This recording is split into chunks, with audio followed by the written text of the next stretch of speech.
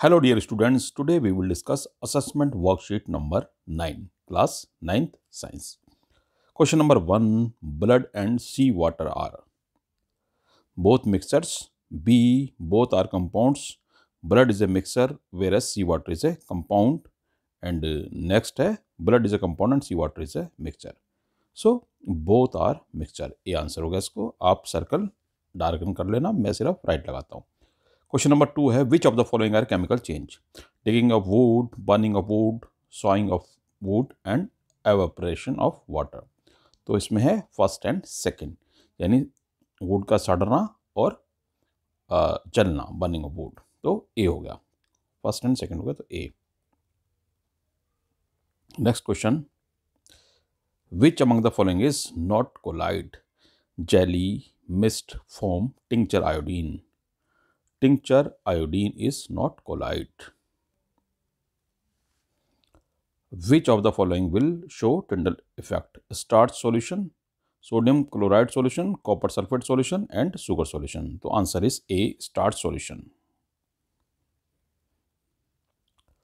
Identify the false statement. Colloids are homogeneous. Colloids show Tyndall effect. Colloids are stable. Size of colloidal particle ranges between 1 to 100 nm. तो colloids are homogeneous, ये false statement है because colloids are heterogeneous always. Which is not a characteristic of suspension. Particle size is greater than the solution, right है. They are unstable in nature. They always shows Tyndall effect, ये wrong है.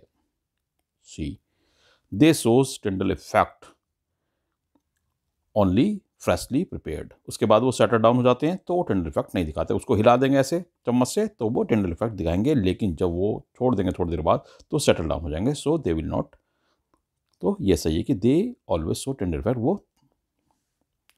Question number 7 है gel is an example of colloid. A, if the component of suspension substance can be separated by a chemical change only then it is a compound. B है इसका answer. Compound को ही जो है इसके component वो separate किए जा सकते हैं केमिकल चेंज से.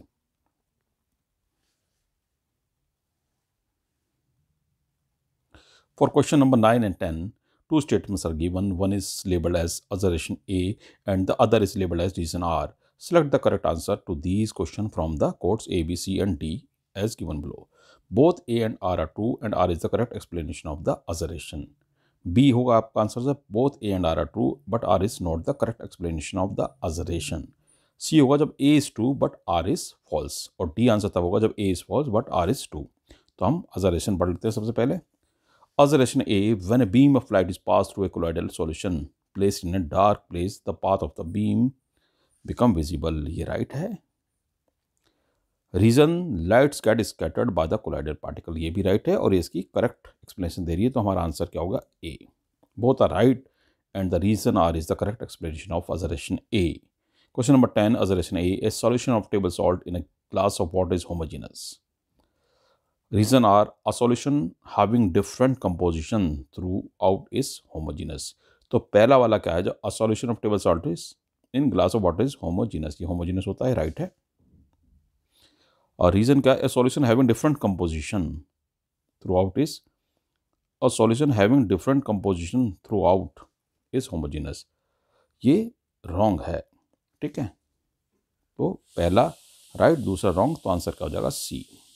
तो इस तरह से आपने करी. If you have any problem you can ask in comment section.